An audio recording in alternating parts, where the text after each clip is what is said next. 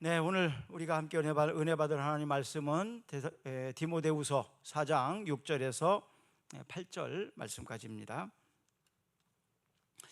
전제와 같이 내가 벌써 부어지고 나의 떠날 시각이 가까웠도다. 나는 선한 싸움을 싸우고 나의 달려갈 길을 마치고 믿음을 지켰으니 이제 후로는 나를 위하여 의의 면류관이 예비되었으므로 주 곧 의로운 재판장이 그날에 내게 주실 것이며 내게만 아니라 주의 나타나심을 사모하는 모든 자에게니도다. 아멘. 지난 일주일간에 제가 가까이 지냈던 사람들 3건의 장례가 있었습니다. 죽음의 그 이별은 슬픈 일이죠. 그런데 더 마음을 아프게 하는 것은 젊은이의 이별을 지켜보는 것이었습니다.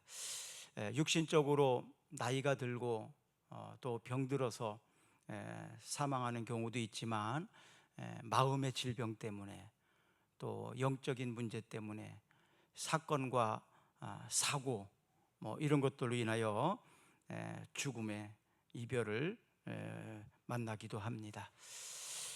시편 127편 1절에 보면 여호와께서 집을 세우지 아니하시면 세우는 자의 수고가 헛되며 여호와께서 성을 지키지 아니하시면 파수꾼의 깨어 있음이 헛되도다, 이렇게 말씀을 합니다. 요즘의 트렌드는 건강이잖아요. 건강, 육신적인 건강을 위해서 보조식품도 또 병원도 그리고 운동도 열심히 합니다만 그것만으로 우리의 육체가 지켜지지 않죠. 또 마음의 질병, 그리고 또 영적인 질병들, 그리고 갖가지 사건과 사고들로 온통 나라에 많은 그 뉴스들이 나오고 있습니다. 하나님께서 여러분들의 집을 지켜주시기를 축복합니다. 하나님께서 여러분들의 생명을 지켜주시기를 축복합니다. 그래서 빌립보서 4장 4절에서 7절까지를 보면 주 안에서 항상 기뻐하라. 내가 다시 말하노니 기뻐하라. 너희 관용을 모든 사람에게 알게 하라. 주께서 가까우시니라. 아무것도 염려하지 말고 다만 모든 일에 기도와 간구로 너희 구할 것을 감사함으로 하나님께 아뢰라. 그리하면 모든 지각에 뛰어나신 하나님의 평강이 너희의 마음과 생각을 지키시리라. 아멘. 아무것도 염려하지 말고 기뻐하고 그리고 기도하고, 그러면 하나님께서 우리의 마음과 생각을 지켜주시겠다. 모든 지각에 뛰어나신 하나님이다, 이렇게 말씀하고 계십니다. 우리의 과거와 우리의 현재와 또 우리의 모든 형편을 잘 아시는 하나님께서 여러분들을 이 시간 위로하시고 또한 여러분들에게 문제의 해답을 안고 돌아갈 수 있게 하시기를 주의 이름으로 축복합니다. 무엇보다 우리의 마음과 우리의 생각을 지켜주시기를 축복합니다. 연세대학교 교수로 신실하게 믿음 생활을 하셨던 양영재 장로님이라는 분이 계십니다. 이 양영재 장로님이 결혼 후에 한 10여 년 만에 소천을 합니다. 그의 부인은 김소엽 권사인데요. 그러니까 젊은 나이에 남편을 잃었으니 얼마나 절망과 분노가 있었겠습니까? 또 억울함 때문에 남편의 죽음을 받아들이기가 굉장히 힘들었습니다. 그래서 이렇게 방황하고 있는 가운데에 하나님의 말씀으로 위로하고 위로를 받고 회복되었습니다. 그리고 남편 사망 2주기에 시집을 하나 냈는데 그것이 바로 그대는 별을 뜨고라는 시집입니다. 그대는 별을 뜨고. 그 안에 보면 죽음은 마침표가 아닙니다, 이런 내용이 나옵니다. 죽음은 마침표가 아닙니다. 제가 잠깐 읽어드리면 죽음은 마침표가 아닙니다. 죽음은 영원한 쉼표, 남은 자들에게 끝없는 물음표, 그리고 의미 하나, 땅에 떨어집니다. 어떻게 사느냐 하는 따옴표 하나, 이제 내게 남겨진 일이란 부끄러움 없이 당신을 해우할 느낌표만 남았습니다, 라는 시입니다. 죽음이라는 것은 우리가 경험해 보지 못하고 또 준비되지 않은 가운데에 맞을 때가 대부분입니다. 그리고 이 죽음이 현실로 다가올 때 우리는 감당하기 어려운 두려움이 있습니다. 죽음은 모든 관계를 다 단절되는 그런 시간입니다. 그런데 사람은 모두가 언젠가는 죽을 것이라고 성경은 그렇게 말하고 있습니다. 히브리서 9장 27절에 보면 한 번 죽는 것은 사람에게 정해진 것이요 그 후에는 심판이 있으리니 모든 사람에게 다 죽음은 공평하게 온다. 그건 정해진 거라고 말합니다. 그 죽음으로 끝나는 것이 아니라 심판이 있다고 성경은 이렇게 말씀하고 있습니다. 준비되지 않은 죽음은 본인을 포함해서 모든 사람들에게 사실 아픔을 줍니다. 삶과 어떤 죽음의 분기점에서 그러면 지난 날을 좀 돌아보고 다가올 날을 내다볼 수 있는 해안이 있다면 이것은 저는 복이라고 믿습니다. 오늘 본문은 사도 바울이 AD 67년경에 그 죽음을 예견하면서 기록한 서신이 오늘 본문의 말씀입니다. 잠언 30장 7절에서 9절까지를 먼저 한번 볼까요? 내가 두 가지 일을 주께 구하였사오니 내가 죽기 전에 내게 거절하지 마시옵소서. 곧 헛된 것과 거짓말을 내게서 멀리 하옵시며 나를 가난하게도 마옵시고 부하게도 마옵시고 오직 필요한 양식으로 나를 먹이시옵소서.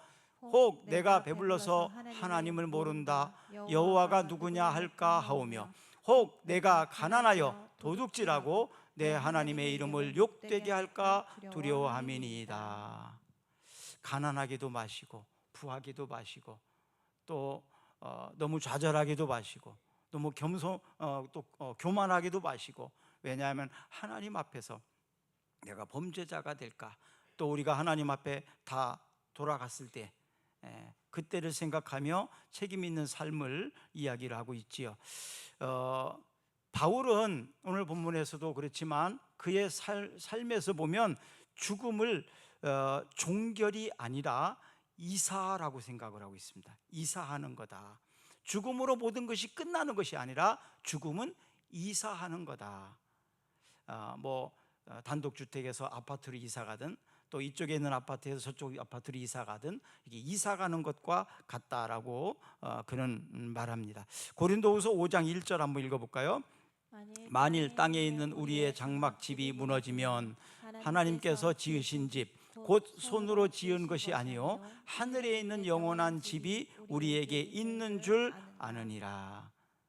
그러니까 우리의 육체적인 집은 무너지지만 우리가 하늘에 있는 집으로 이사가는 거다. 자, 오늘 본문 6절 한번 또 읽어볼까요? 전제와 같이 내게 벌써 부어지고 나의 떠날 시각이 가까웠도다. 나의 떠날 시각이 가까웠도다. 지금 사도 바울이 이제 죽음을 예견하고 지금 말씀을 기록했다고 말씀드렸죠. 그래서 여기서 떠날 시각이 가까웠다, 떠난다라는 표현을 원어로 보니까 아날루시스라는 단어를 사용을 했더라고요. 아날루시스. 죽음의 이별과 만남의 의미가 바로 있다는 거죠. 그러니까 헤어짐과 만남, 이런 의미가 있는 것이 바로 죽음이다. 시편 107편 30절 말씀에 보시면 읽어봅니다. 그들이 평온함으로 말미암아 기뻐하는 중에 여호와께서 그들이 바라는 항구로 인도하시는도다. 배가 떠나서 또 다른 항구로 들어가는 것처럼 바로 이 만남의 의미가 있고 이별의 의미가 있는 것이 바로 죽음이다. 우리 속에 있어야 될 것이 있어야 되고 없어야 될 것은 없어야 되는데, 문제는 뭐냐 하면 있어야 될 것은 없고 없어야 될 것이 있을 때, 이럴 때 갈등이 일어나지 않습니까? 있어야 될 것이 있어야 되고 없어야 될 건 없어져야 되는데, 여러분들의 집에 카드 청구서는 있고 통장에 잔고는 없다.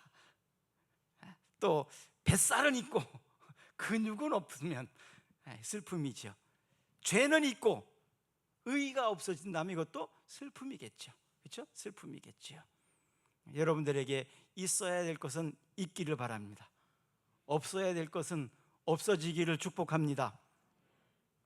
자, 삶과 죽음의 기로에서, 분기점에서 우리에게 없어져야 될 것은 없애야 합니다. 있어야 될 것은 채워 넣어야 됩니다. 그래야 주님 앞에 섰을 때에 잘 살았다 라고 말할 수 있지 않겠습니까? 잘 살았다. 젊어서는 좀 어렵게 살고 그래도 큰 비난거리가 되진 않습니다. 그러나 늙어서도 그렇게 산다면 잘못 사는 거거든요. 젊을 때 잘못 사는 것입니다. 그래서 주님 앞에 갔을 때 우리가 잘 살기 위해서는 내 안에 없어지게 될 것은 계속 버려야 합니다.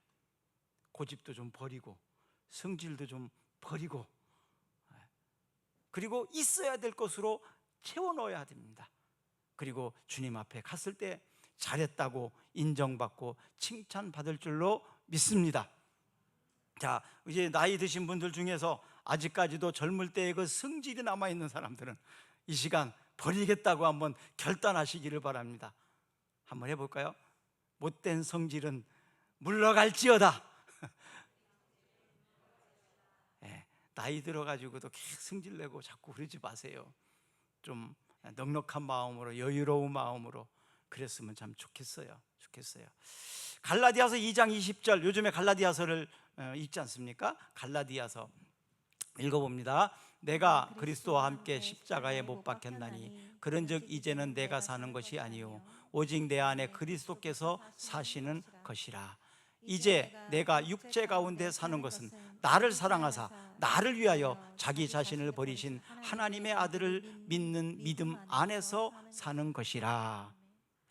이제는 내가 사는 것이 아니다. 이것은 무슨 뜻이에요? 내 생각으로, 내 고집으로, 내 욕심을 따라서, 내 이름으로 이렇게 사는 것이 아니라 이제는 바로 나를 위해서 십자가를 지신 예수 그리스도, 이제는 그분이 내 안에 있으니 이제는 내 이름으로 사는 것이 아니라 그분을 믿는 믿음으로 사는 것이다.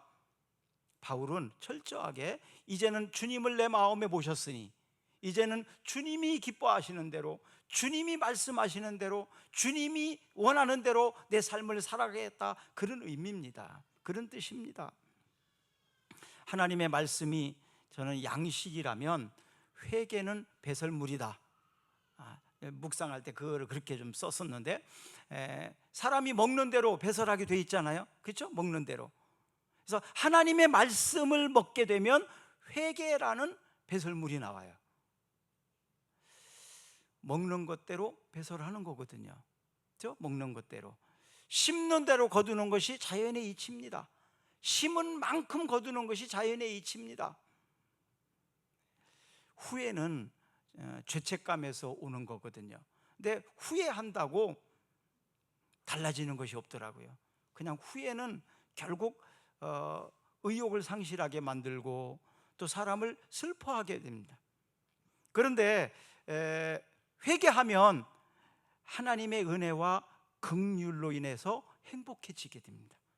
그래서 후회와 회개는 비슷한 것 같지만 결과가 전혀 다르게 나타납니다. 후회하게 되면 의욕도 상실해지고 슬퍼지게 돼요. 그런데 회개하게 되면 하나님의 은혜가 임하게 되고, 그리고 행복해지게 되더라. 후회하는 인생이 아니라 회개하는 인생이 되기를 축복합니다. 그럼 어떻게 해야 되느냐? 회개하는 인생이 되려면 무엇을 먹어야 회개할 수 있다고요? 하나님의 말씀. 하나님의 말씀을 먹으면 회개하게 되거든요. 그럼 회개하게 되면 어떻다고요? 행복해진다니까요. 그런데 하나님의 말씀이 아니라 그냥 내가 살게 되면 죄책감이 만들어지고 아쉬운 삶, 잘못된 삶, 그런 거에 대한 후회로 남게 되더라 이 말이죠. 그래서 하나님의 말씀을 많이 먹는 사람은 회개하고 행복해진다. 그런데 하나님의 말씀을 먹지 아니하면 결국 후회하는 삶이 되게 된다. 그래서 불행하게 되고 또 다른 사람들도 슬프게 만드는 것이 바로 후회입니다. 후회. 하나님의 말씀을 많이 먹으셨으면 좋겠어요. 이제 11월 달 책자가 나와 있습니다. 다음 주에 나눠드릴 텐데 좀 우리 전종 집사님이 매일 아침에 이런 시간에 올려주잖아요. 그거보다 더 일찍 일어나는 사람 많지 않을 것 같아. 그러니까 제일 먼저 일어나가지고 말씀을 딱 올려주니까 하루 아침에 그 말씀을 딱 읽고 시작했다는 게 얼마나 좋습니까? 그리고 그 말씀을 읽다가 이 말씀 그냥 단어 하나라도 괜찮아요. 탁 거기다 기록을 남기면서 감사의 표현도 좀 하고, 하루 아침을 하나님의 말씀으로 시작한다는 것은 내 마음속에 이게 냉수 한 그릇을 마시고 시작하는 것보다 더 좋은 겁니다. 아침에 물 한 잔 먹는 게 굉장히 건강에 좋은 거라고 그러잖아요. 그렇죠? 근데 하나님의 말씀으로 하루를 시작할 수 있다는 건 얼마나 큰 축복입니까? 그 말씀이 내 몸에 들어와서, 내 영혼에 들어와서, 내 마음에 들어와서 자리를 잡고 그 말씀이 나를 통제하고 지배해 준다면 하루의 생활 자체가 달라지지 않겠습니까? 저는 그 시간이 사실 가장 행복한 시간인 것 같아요. 정말로 최고로 행복한 시간이 하나님 말씀 읽는 순간이에요. 그래서 그때는 많은 것들이 생각하게 하고 묵상하게 만들어집니다. 그러다가 회개가 일어나죠. 회개가 일어나면요, 나타나는 게 뭐냐 하면 용서더라고요. 용서하지 못하고 사는 삶은 본인도 불행하고 다른 사람도 불행하게 만듭니다. 그렇기 때문에 용서하세요. 자신을 용서하고 또 다른 사람들을 용서하는 삶. 그래서 에베소서 4장 32절에 보면 이렇게 나와요. 서로 친절하게 하며 불쌍히 여기며 서로 용서하기를 하나님이 그리스도 안에서 우리를 용서하심과 같이 하라. 다시 한번 말씀드릴게요. 서로 친절하게 하며, 서로 어떻게? 친절하게 하며 불쌍히 여기며, 어느 순간 여자들이 남편이 불쌍하게 보인다고 그러더라고요. 불쌍하게 보이는 순간 그때부터 이제 잘해준대요. 안 되면 불쌍하게라도 여기십시오. 불쌍하게 여기세요. 좀 불쌍하게요. 웃으시는 분들은 아마 그런 마음을 가져봤던 것 같아요. 그렇죠? 권사님, 집사님, 그렇죠? 그렇대요. 맞아요. 불쌍하게 생각되면 그때부터는 안쓰럽잖아요. 잘해주세요. 안쓰럽지 않습니까?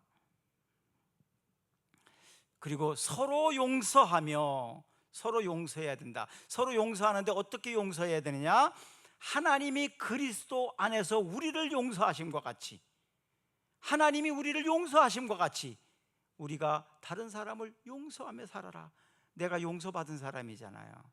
그러니까 너희도 이제 용서하며 살아라, 그런 얘기입니다. 하나님께서 우리를 어떻게 용서하셨습니까?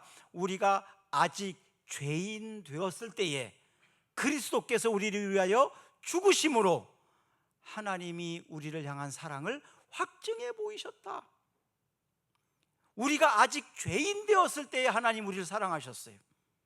내가 뭐 다 고치고 내가 뭐 다 바꾸었을 때 사랑받을 만할 때가 아닙니다. 그 전에 이미 우리를 용서하셨다는 것입니다. 그리스도 안에서 우리를 용서하심과 같이 너희도 용서해라. 자, 하나님이 용서하신 사람을 용서하지 않는다면, 밀양이라는 그 영화 보셨나요? 밀양.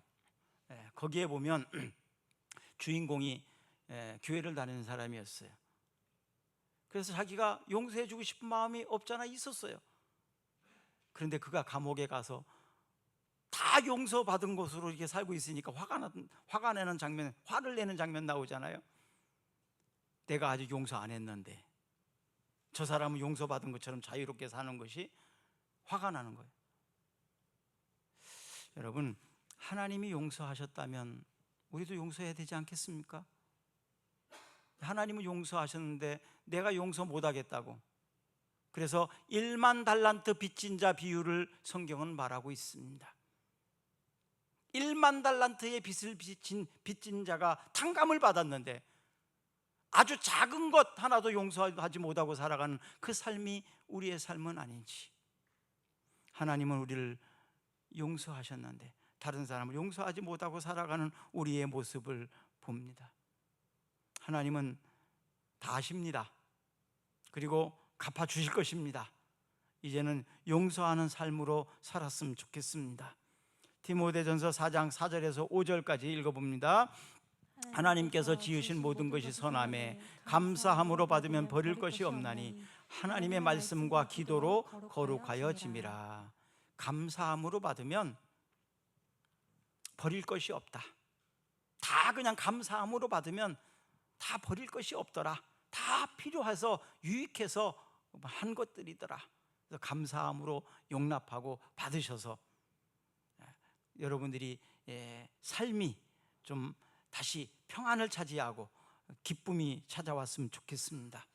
그러면 이렇게 살려면 어떻게 해야 되느냐? 결국 말씀과 기도밖에 없더라고요. 말씀과 기도 속에서 평안함이 옵니다. 말씀과 기도 속에서 영과 육과 마음들이 다 평안함을 찾게 되더라고요. 다른 데 있는 것이 아니더라고요. 그래서 건강하게 사는 방법은요, 말씀과 기도입니다. 구약, 신약, 약을 좀 많이 드세요. 건강해질 줄로 믿습니다. 건강해질 줄로 믿습니다. 사도 바울이 죽음에 대해서 절망하지 않는 것은 도대체 무엇 때문일까? 7절과 8절을 한번 읽어볼까요? 나는 선한 싸움을 싸우고 나의 달려갈 길을 마치고 믿음을 지켰으니 이제 후로는 나를 위하여 의의 면류관이 예비되었으므로 주 곧 의로우신 재판장이 그날에 내게 주실 것이며 내게만 아니라 주의 나타나심을 사모하는 모든 자에게니라. 선한 싸움을 다 싸우고 이제 내 인생 달려갈 길을 다 마치고 믿음을 지키며 살았으니 이제는 나를 위해서 의의 면류관이 예비되어 있다. 상급이 예비되어 있다. 그리고 의로운 재판장이 바로 내게 그것을 주실 것이다. 나에게뿐만 아니라 나와 같이 이런 것을 사모하며 믿음으로 사는 사람들에게는 똑같이 이런 상급이 예비되어 있다. 이렇게 얘기를 하고 있습니다. 여러분, 힘들고 어려울 때 훈련 과정 속에서 얼마나 힘들고 어렵습니까? 그러나 상 받을 때를 생각하시면서 견뎌내시기를 바랍니다. 우승의 기쁨을 누리는 것을 기억하면 생각하면서 좀 힘든 시기를 잘 견뎌내시기를 바랍니다. 견뎌내셔야 됩니다. 이것이 바로 믿음을 지키는 비결입니다. 믿음대로 살아가는 방법입니다. 믿음을 지킨 사람들에게는 이런 은혜가 있는데 고린도전서 9장 24절에 또 읽어볼까요?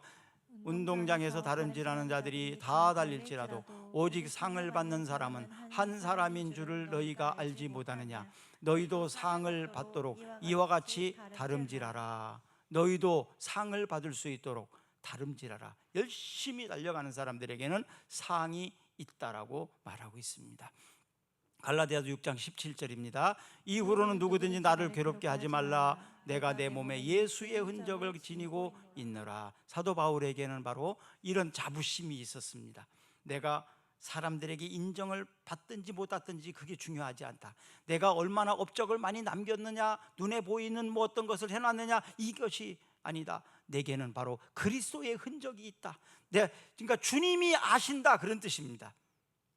그리고 내가 주님을 위해서 살았다라고 자부심을 갖는 사람이 바로 사도 바울이었습니다.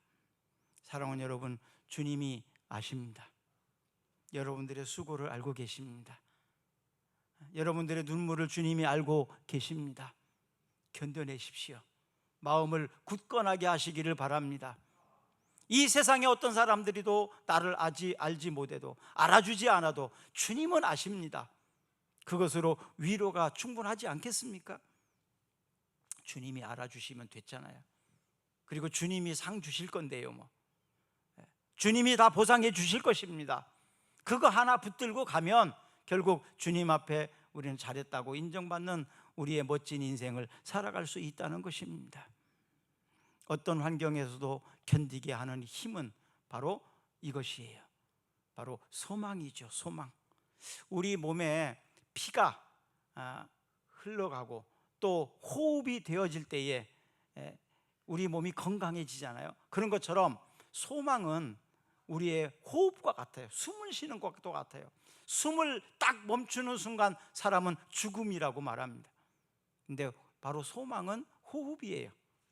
우리에게 희망이 있고 꿈이 있는 사람, 소망이 있는 사람은 살 만한 가치를 가지고 사는 사람들이거든요. 소망을 잃어버린 사람들은 죽음을 생각하게 되죠. 죽음을 생각하게 됩니다. 하나님께서는 우리에게 소망을 주셨습니다. 그 소망을 붙잡고 가는 것입니다. 로마서 8장 24절과 25절에 우리가 소망으로 구원을 얻었음에 보이는 소망이 소망이 아니라 보는 것을 누가 바라리요? 만일 우리가 보지 못하는 것을 바라면 참으로 기다릴지니라. 아직 안 보입니까? 기다리세요. 보여주실 것입니다. 또 데살로니가전서 4장 13절입니다. 형제들아, 자는 자들에 관하여는 너희가 알지 못함은 우리가 원하지 아니하노니 이는 소망 없는 다른 이와 같이 슬퍼하지 않게 하려 함이라. 소망 없는 사람처럼 살지 마라.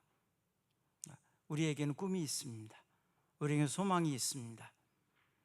데살로니가 교회에는 그래서 믿음, 소망, 사랑, 신망, 애가 있다고 성경은 말합니다. 신앙생활에 있어서 믿음, 소망, 사랑, 이것은 항상 있을 것이라고 그렇게 말하고 있습니다. 데살로니가의 교회의 자랑은 바로 믿음과 소망과 사랑이 있는 교회였다. 우리 꿈사랑 교회가 믿음과 소망과 사랑이 있는 교회가 되었으면 좋겠습니다.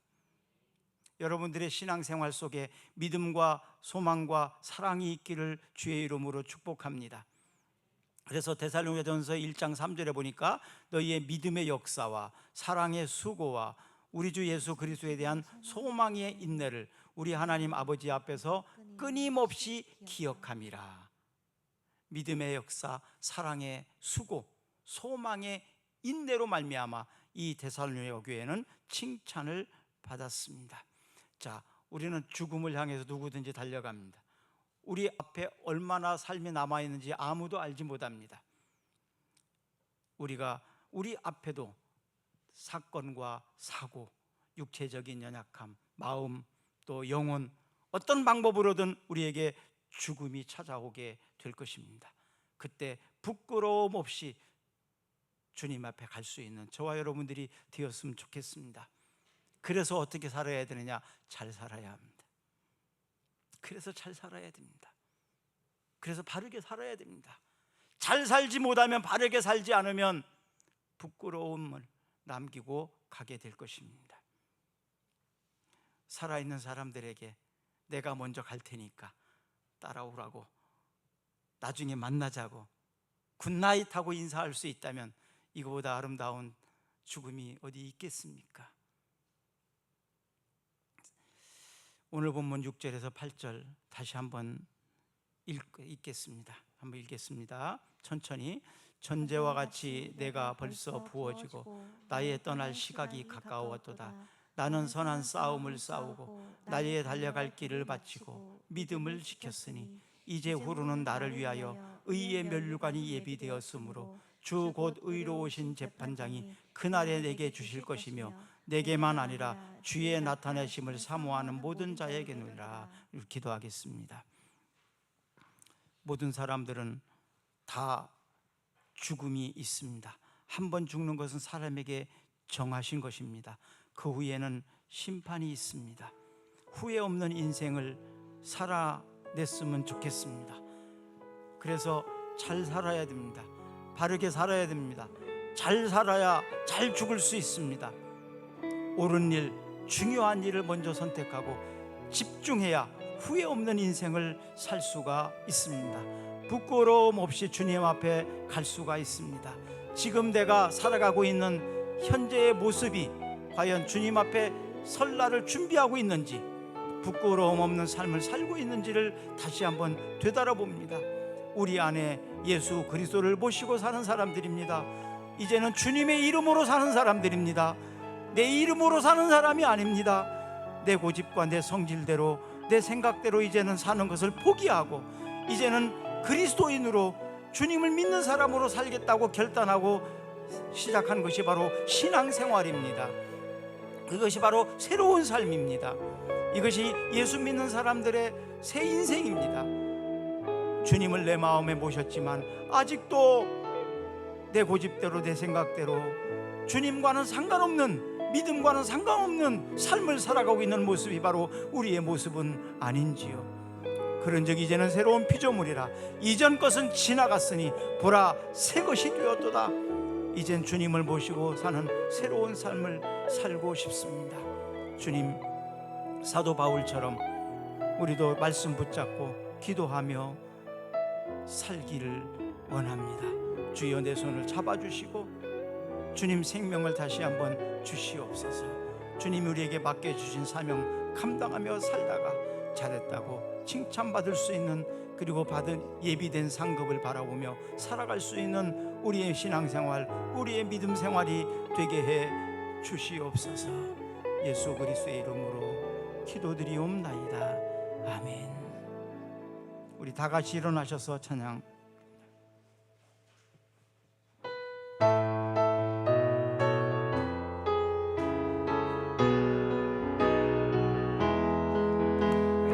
길 따라 의의 길, 세계 만민이 참된 길, 이 길 따라서 살기를 온 세계에 전하세.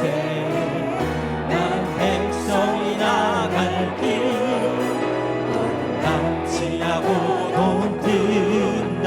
환한 빛 보아라 저리, 주 예수의 나라 이 땅에 곧 오겠네 오겠네. 주 예수 따르라 승리의 주, 세계 만민이 나가 길과 진리요 참 생명 내 창검을 부수고 나 따르라 화평한 어둠 반지나고 돈 든다. 환한 빛 보아라 저리, 주 예수의 나라 이 땅에 곧 오겠네 오겠네. 놀라운 이 소식 알리어라, 세계 만민을 구하려 내 주 예수를 보내신 참 사랑의 하나님. 반 백성이 따를 길, 어둠 반지하고 돈 든다. 환한 빛 보아라 저리, 주 예수의 나라 이 땅에 곧 오겠네 오겠네. 고난 길에 치고 찾아온 길, 많은 백성을 구하니 모두 나와서 읽으면 온 세상이 마침내 이 진리에 살겠네. 어둠 반지나고 돈 든다.